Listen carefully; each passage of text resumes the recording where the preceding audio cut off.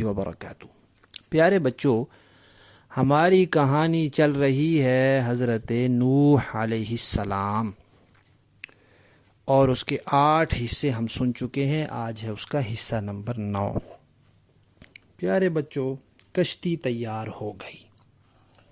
اللہ تعالیٰ نے فرمایا کہ جب تندور سے پانی نکلنا شروع ہوگا تو یہ نشانی ہوگی کہ بس اب اللہ تعالیٰ کا عذاب آنے والا ہے۔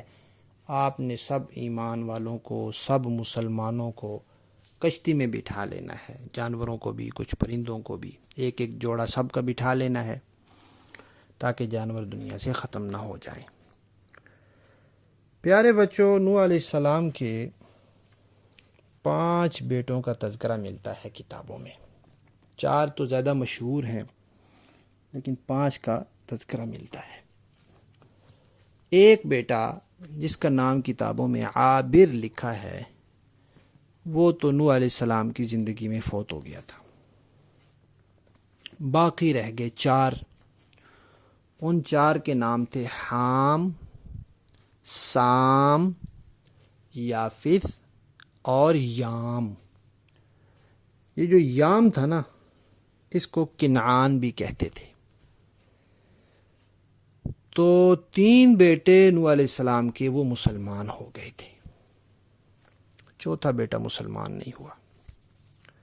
جو یام تھا کنعان، وہ مسلمان نہیں ہوا۔ اور نوح علیہ السلام کی ایک بیوی تھی، وائلہ نام تھا، وہ اسی یام کی امی تھی، وہ بھی مسلمان نہیں ہوئی۔ اور ہو سکتا ہے یہ بھی اپنی امی کی وجہ سے مسلمان نہ ہوا ہو۔ تو اس یام کی جو امی تھی، وہ اسی طرح بتوں کی عبادت کرتی، بتوں کو پوجتی، اللہ تعالیٰ کو ایک نہیں سمجھتی، تو وہ مسلمان نہیں ہوئی، تو یام بھی مسلمان نہیں ہوا۔ پیارے بچوں، اللہ تعالیٰ نے نوح علیہ السلام سے فرمایا تھا کہ یہ جو عذاب آ رہا ہے، پانی کا عذاب، سیلاب، طوفان، یہ کافروں کے لیے آ رہا ہے۔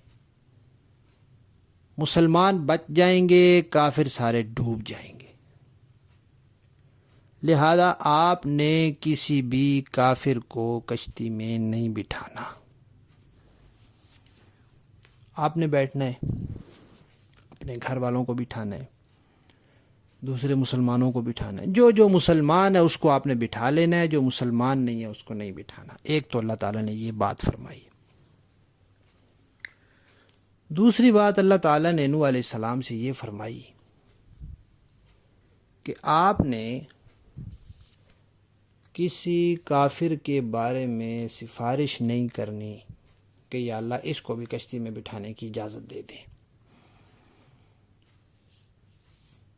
کیونکہ اللہ تعالیٰ کی طرف سے جو عذاب آتا ہے اس کی بنیاد کوئی خاندان نہیں ہوتا کہ جی ایک خاندان والوں کو ہم نے سزا نہیں دینی، دوسرے خاندان والوں کو دینی ہے، ایک نسل والوں کو نہیں دینی، دوسری نسل والوں کو دینی ہے۔ یہ نہیں ہوتا۔ اللہ تعالیٰ کی طرف سے جو سزا ہوتی ہے یا رحمت ہوتی ہے وہ تو ایمان پر ہوتی ہے، جو مسلمان ہے اس کے لیے ہے، جو نیک عمل والا ہے، اچھے کام کرنے والا ہے۔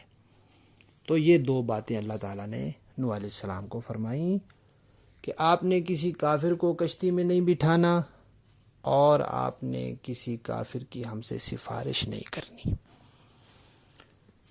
اب پانی نکلنا شروع ہوا تو نوح علیہ السلام نے مسلمانوں کو، ایمان والوں کو اس میں بٹھا لیا۔ اب نوح علیہ السلام کا بیٹا تھا یام، جس کا لقب تھا کنعان، وہ نہیں بیٹھا کیونکہ وہ کافر تھا، اور اس کی امی بھی، وہ بھی نہیں بیٹھی، وہ بھی مسلمان نہیں تھی۔ اب جی پانی زیادہ ہونا شروع ہو گیا، باقی سارے مسلمان بیٹھ گئے۔